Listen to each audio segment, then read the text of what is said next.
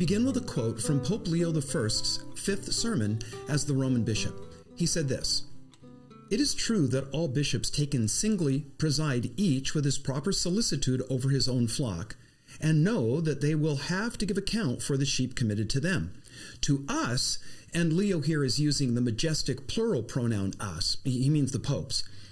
"To us, however, is committed the common care of all, and no single bishop's administration is other than a part of our task," unquote. The history of the popes, also known as the bishops of Rome, could easily constitute its own study and podcast. Steve Guerra has done that very thing. You can access it via iTunes and the History Podcasters website. Our treatment here is going to be far more summary and brief.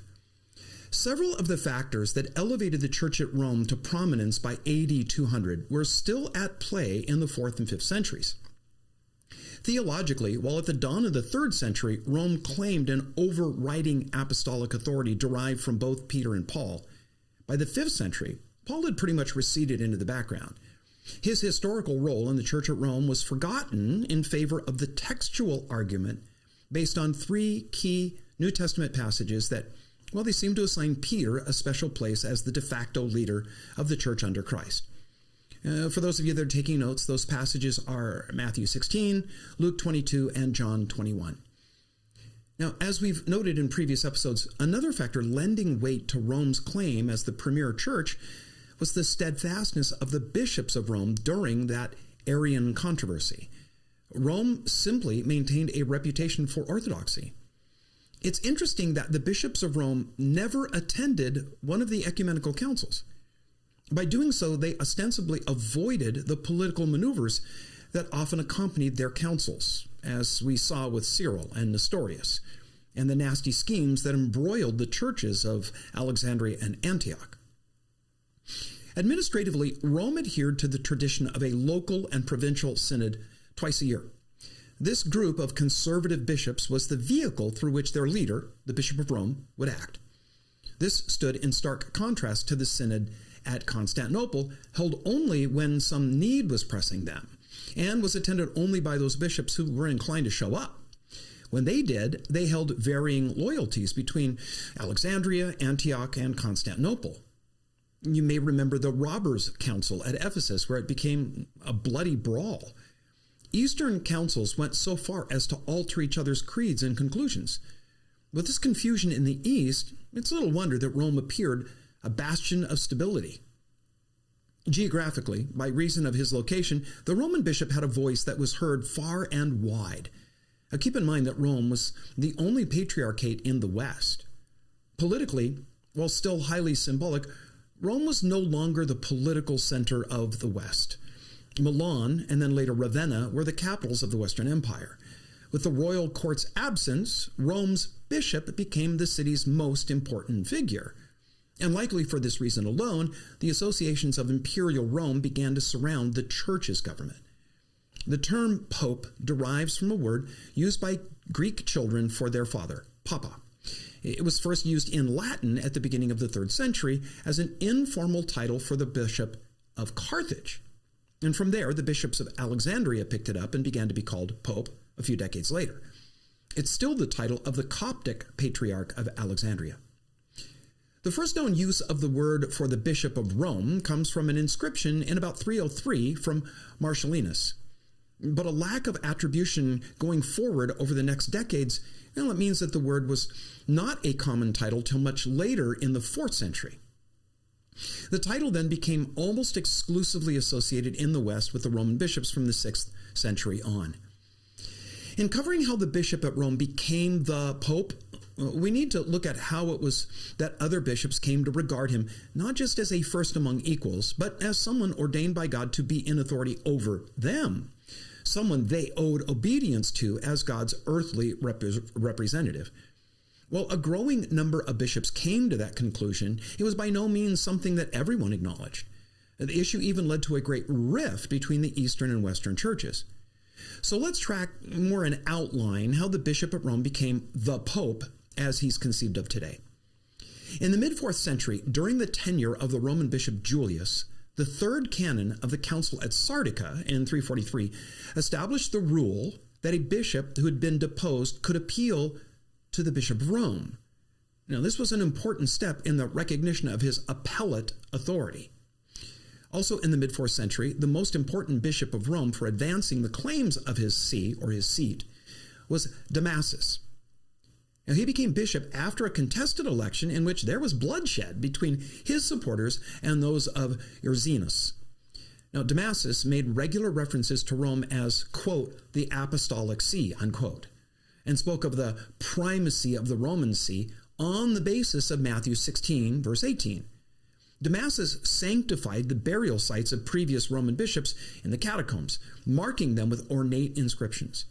He reformed the Latin liturgy and commissioned Jerome to revise the Latin Bible, of course, in a work that results in the Latin Vulgate. Instead of adopting the posture and accoutrements of a humble shepherd of God's flock, Damasus affected an imperial aura reminiscent of an emperor. So exalted was he that the pagan historian Ammianus Marcellinus hinted that he might become a Christian if he could be the Bishop of Rome. At the end of the 4th century, Pope Cyril regarded even his letters as being authoritative edicts, styling them as apostolic. Now, shortly after that, Innocent I declared that Sardica's third canon giving the Roman bishop appellate power, it was retroactive all the way to the Council of Nicaea in 325. Innocent said that the church's highest teaching authority belonged to Rome. He extended his authority beyond the realm of the Western Empire into the province of Illyricum and started referring to the Roman bishop as vicar, a word meaning substitute, stand-in, agent. To be the vicar of Christ means that the Pope was his earthly agent in a manner superior to all other of Jesus' followers. Boniface I prohibited appeals beyond Rome.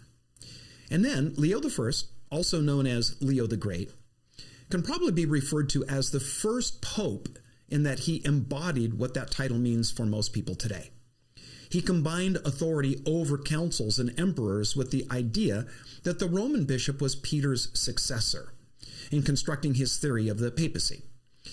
Now, as we saw in the episode on Leo a little while ago, his third sermon, delivered on the first anniversary of his election, explained the Petrine theory in terms of Roman law of inheritance.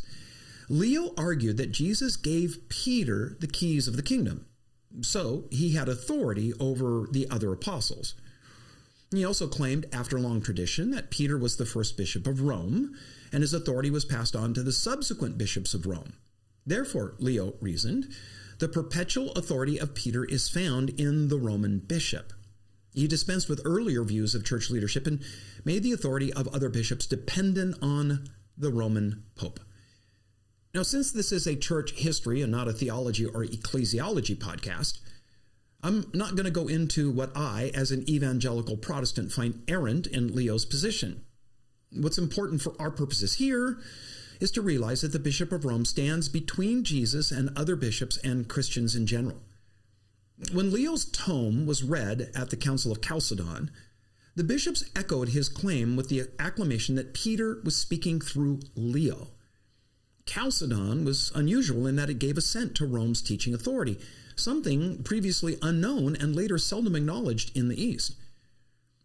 While Rome's primacy was taken as a fact in the West, that was a different story in the East.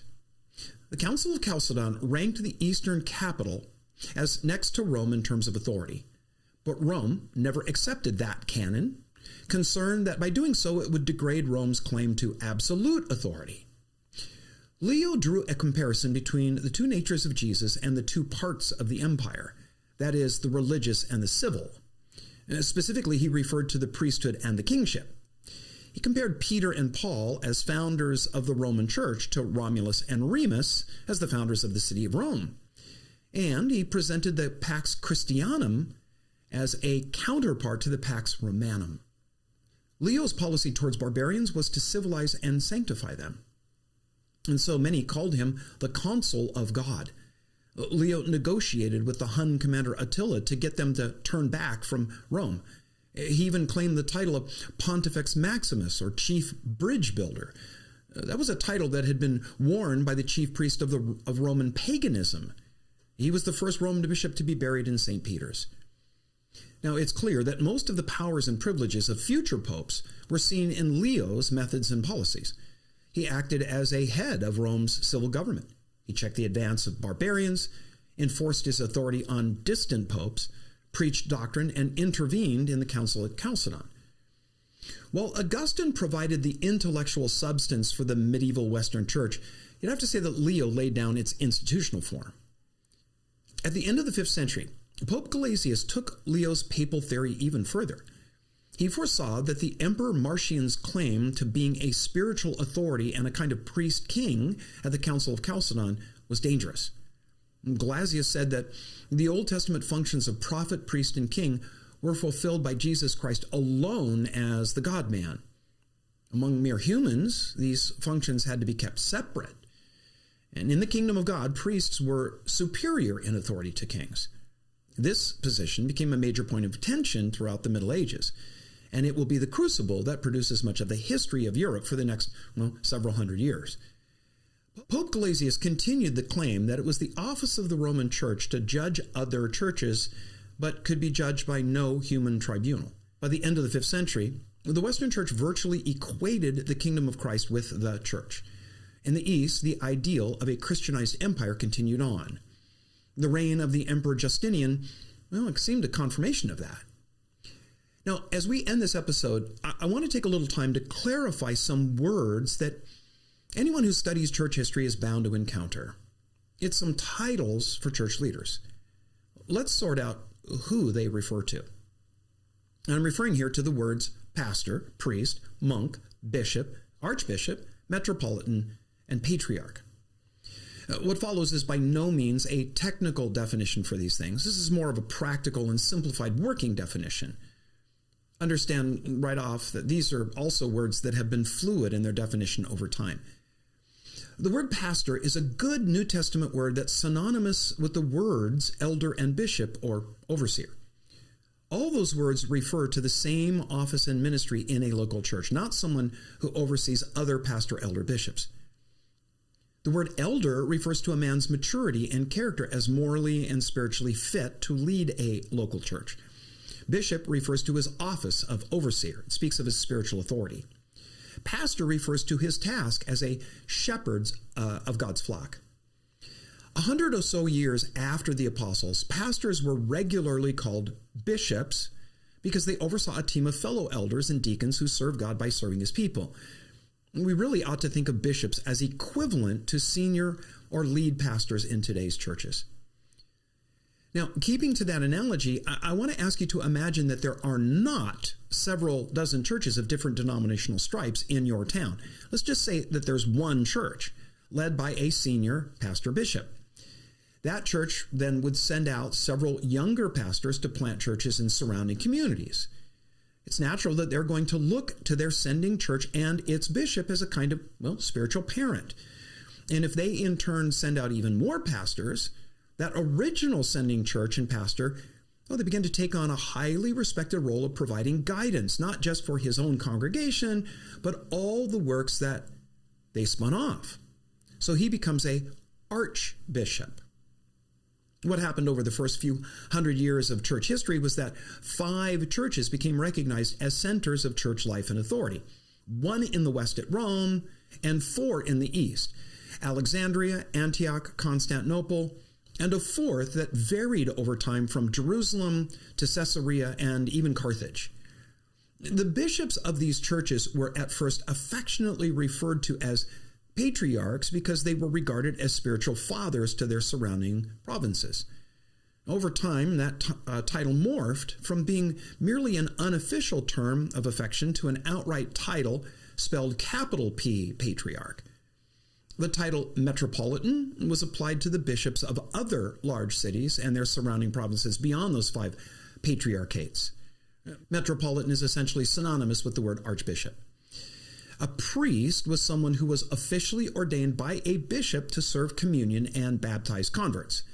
And that, of course, was a small part of his overall pastoral duties. Monks were people who devoted themselves to the service of God rather than secular employment. They may or may not be ordained as priests. Typically, they lived alongside other monks in a cloistered community called a monastery. Now, again, this has been a simplified description of these roles.